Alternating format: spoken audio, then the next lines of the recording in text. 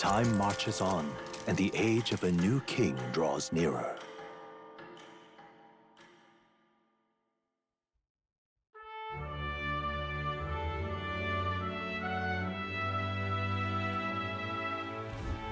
Evidently.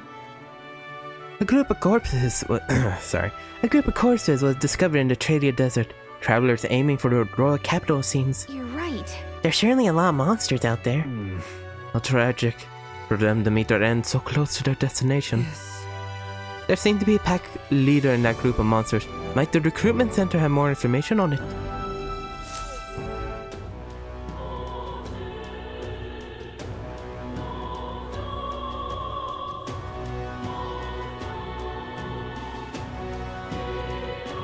Well then.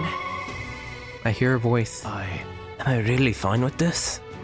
Strohl comes to mind. Maybe I should go talk to him. Say there. Welcome back, ladies and gents. The name's Grimm, and today we are back playing Metaphor Refantazio. Last time we just hanged out with more Hulkenberg and Brigida, ranking them all up by one, unsurprisingly. And today, the first thing on the agenda is to find Strohl, which, if you don't teleport to him, should be just right past this loading screen. On Sunlumeo Street. Okay, so today we're just going to be hanging out with Strohl during the daytime, doing a quick discussion on a few more races, tribes in the game, and I guess we'll see who's free in the evening. Ah, there you are, my brother in arms. Yeah. Ah, it's you. Same put like this puts a day of calamity in mind for me. I've an interesting rumor out of Grand Trad. Thought I might walk the street to see what comes of it. If not too burdened, care to join me? Sure, why not? Alright. Then let's be off. I've heard tell that there are some drifters who occasionally show up on this road here.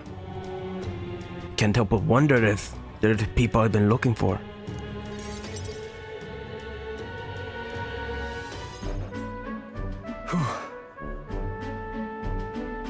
Grand Trad is full of novelty. I still can't get used to all the clamor, though. Clamor?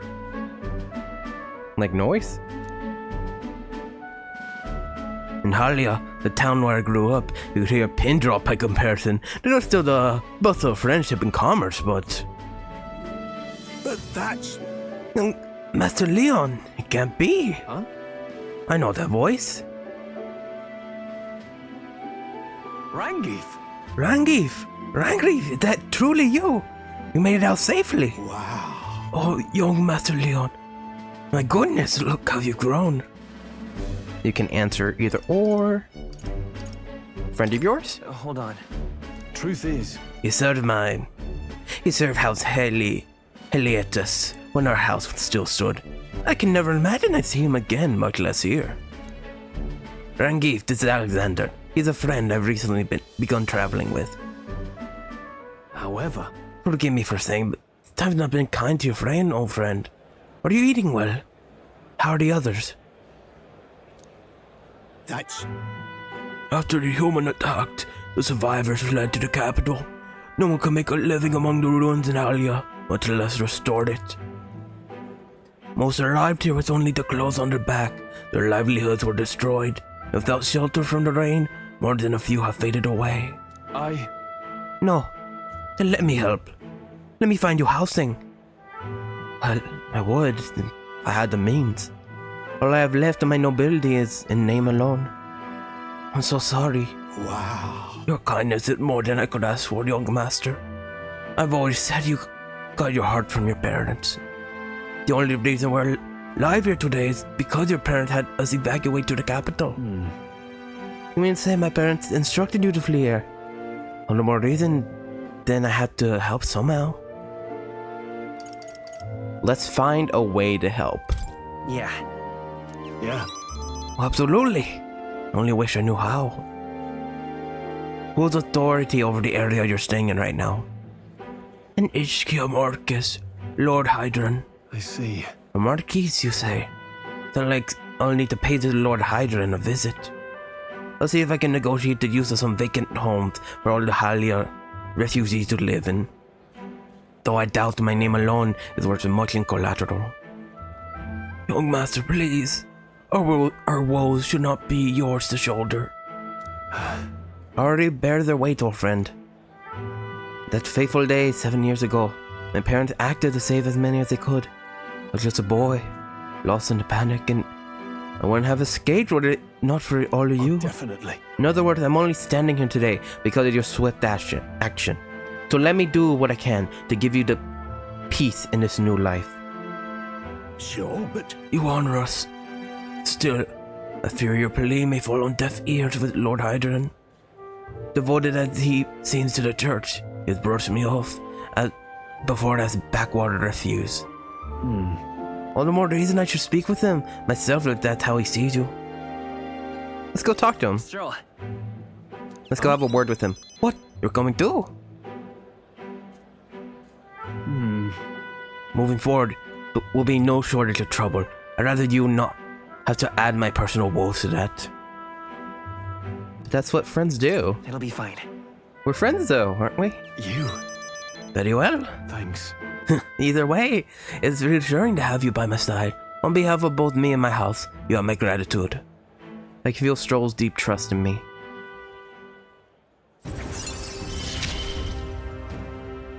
I feel more courageous when I'm with you. So do I, Strohl. At rank 2, he unlocks Warrior's Enlightenment to reduce the damage cost of studying the warrior lineage. An Undaunted Spirit. When Strohl attacks a human-type monster, critical hit rate increases. This goes hand in hand with the brawler. That's why it's so good on him. Anyways. You have my thanks as well, Sir Alexander. I have no doubt the young master is in capable hands. Huh? Please, enough with the young master thing. We need not stand on ceremony. Let's head back. I'd have us meet Lord Hydrogen without delay, but the sun's going down. Let us return for now and meet with him another day. Sounds good to me. 1800 Magla. Nice.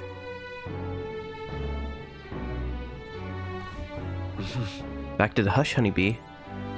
It appears that, yes, Brigida is not free today. Guess, I mean, you're not gonna ever be free for us. Until like late game. Poor Maria.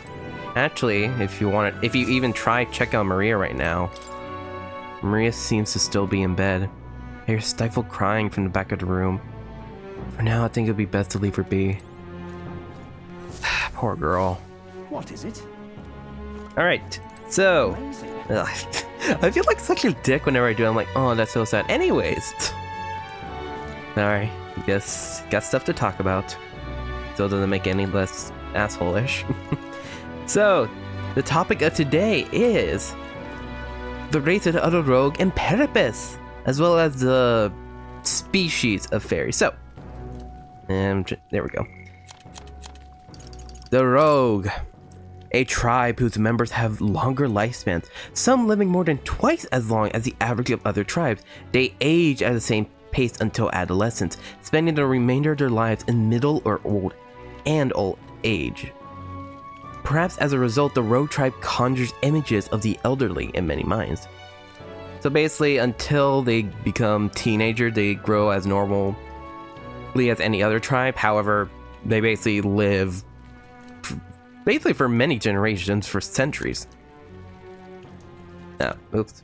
Wrong button. In a seniority-based society, Rhoags often hold high position due to their longevity. They place a great value in eventually passing down their knowledge and purpose, so much so that they're known to remember favors as well as hold grudges for 3 generations. Fun fact, Grimm has mentioned it himself. Literally, he said, Rhoags never forget debt, and they never forget grudges either, something along the lines of that. So I guess it's really cool they can tie that together here. Though many Rhoags have unique markings on their faces, they are not born with them. They are a form of traditional makeup. Isn't that fucking cool? Like, I find that, at first I found that funny, because I just learned this. I never read the Memorandum on my first playthrough, because I'm like, I know enough. But that's such a cool detail, literally. Wrong button. Like, look at Brigida, those like little diamond, not teardrop, but shades under her eyes. I thought she was born with them. No, that's just makeup to make her look more badass. Isn't that fucking cool? I don't know. I just find that awesome, and I don't know why.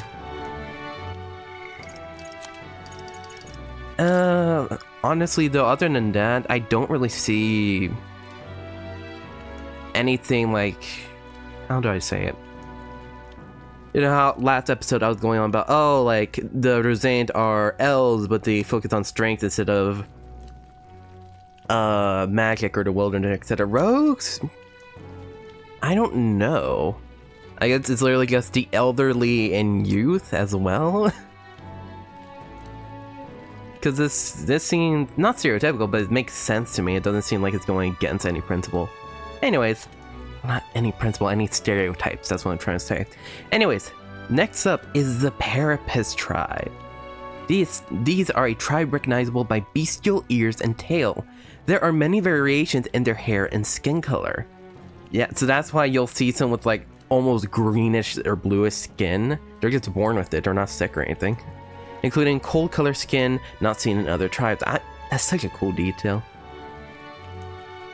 They are physically adept and often honest with their emotions, giving them a reputation for hedonism, for better or for worse. They are drawn to parties and festivities, and while this happy-go-lucky charm is often to their credit, it can also be seen as recklessness. What's really interesting, they're not looked down upon by the higher tribes because they have bestial parts, like the ears and tail. They're looked down upon because of their happy-go-lucky attitude that, oh, those are just partiers, they're not going to amount to anything, basically.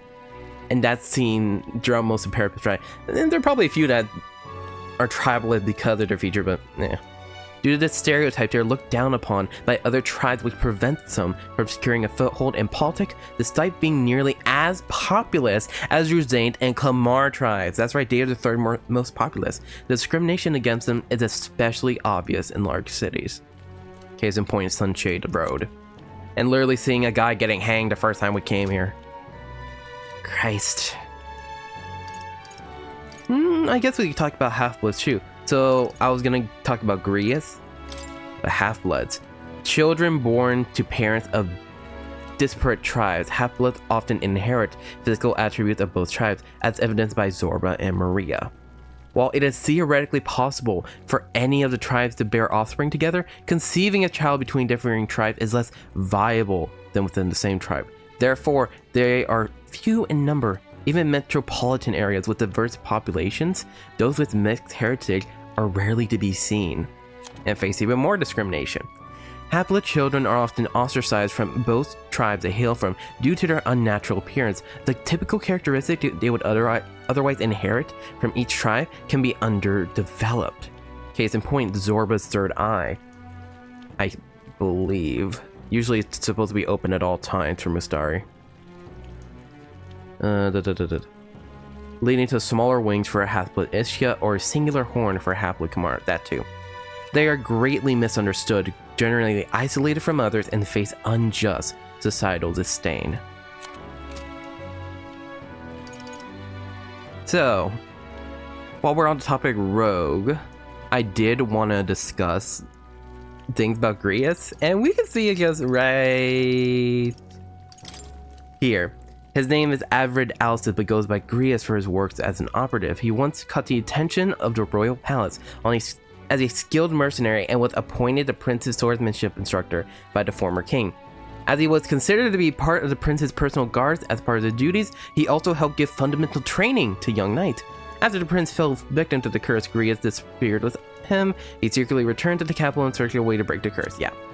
We heard all this before. In the Northern Fort, he was sometimes appointed to positions of command due to clear evidence that separated him from other soldiers. However, he lost all of his men to human attack. The weight of those losses make him decide to handle Louise personally, rather than appoint Alexander or Strohl despite their qualifications. We didn't know that. He lost all his men during that human attack. He infiltrated the ranks. Yeah. What? Okay. Do we have... Where is Fabian? So Fabian is married to Grius. So, I forgot to make the joke during the 10th. Literally like, Grius, you lucky dog. And then I forgot about the detail where they actually are married. And I don't know why, I just find that hilarious. Like, Grius, you interested? When he's already married. Anyway, Fabian Volpitz, proprietress of the Hush Honeybee Inn, a tavern and inn located in the back streets of Grand Trad, a beautiful Paripus woman of good character. She has a common law marriage with Grius and thinks of his child Maria as her own, which is adorable and wholesome as hell. Okay, not as hell. Just is adorable and wholesome. Alright, I'll save Gallica and the fairies for another time. We'll just talk about Maria. Maria Alcis, Grius' daughter, part rogue, part Ischia. We never do find out who's the mother. She lives at the Hush Honeybee Inn in Grand Trad, but, well, you know, it doesn't matter who her mother is. Fabian's her mother. That's all she needs to know. She lives at the Hush Honeybee Inn in Grand Trad, where Fabian takes care of her. A cheerful and lovable girl, she helps out the inn at night, but is often discriminated for being half-blood, resulting in a lack of friends her own age. That's why she doesn't have any friends. It's not that she's a bad kid or it's a little brat. It's literally nobody wants to interact with her for being a half-blood, and it's just it's fucking infuriating to me because she's such a sweet girl, man. Amazing. Like literally, if you complete her social rank, her follower ranks, you'll cry at least once or twice, if not already. What was I gonna do? Yes. Amazing. So since we're free tonight, why don't we go talk to that Mustari man?